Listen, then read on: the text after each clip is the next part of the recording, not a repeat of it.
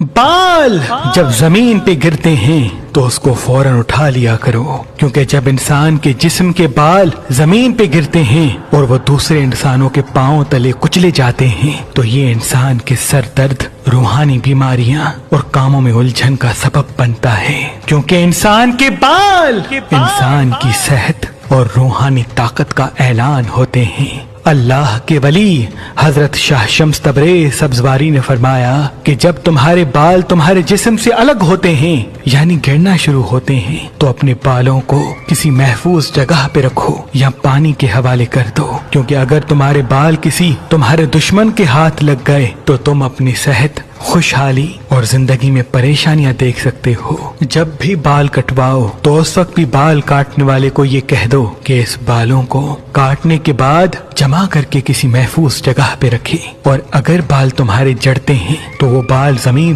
بال جب زمین پہ گرتے ہیں تو اس کو فوراً اٹھا لیا کرو، کیونکہ جب انسان کے جسم کے بال زمین پہ گرتے ہیں اور وہ دوسرے انسانوں کے پاؤں تلے کچلے جاتے ہیں تو یہ انسان کے سر درد، روحانی بیماریاں اور کاموں میں الجھن کا سبب بنتا ہے، کیونکہ انسان کے بال انسان کی صحت اور روحانی طاقت کا اعلان ہوتے ہیں۔ اللہ کے ولی حضرت شاہ شمس تبریز سبزواری نے فرمایا کہ جب تمہارے بال تمہارے جسم سے الگ ہوتے ہیں یعنی گرنا شروع ہوتے ہیں تو اپنے بالوں کو کسی محفوظ جگہ پہ رکھو یا پانی کے حوالے کر دو، کیونکہ اگر تمہارے بال کسی تمہارے دشمن کے ہاتھ لگ گئے تو تم اپنی صحت، خوشحالی اور زندگی میں پریشانیاں دیکھ سکتے ہو۔ جب بھی بال کٹواؤ تو اس وقت بھی بال کاٹنے والے کو یہ کہہ دو کہ اس بالوں کو کاٹنے کے بعد جمع کر کے کسی محفوظ جگہ پہ رکھے، اور اگر بال تمہارے جڑتے ہیں تو وہ بال زمین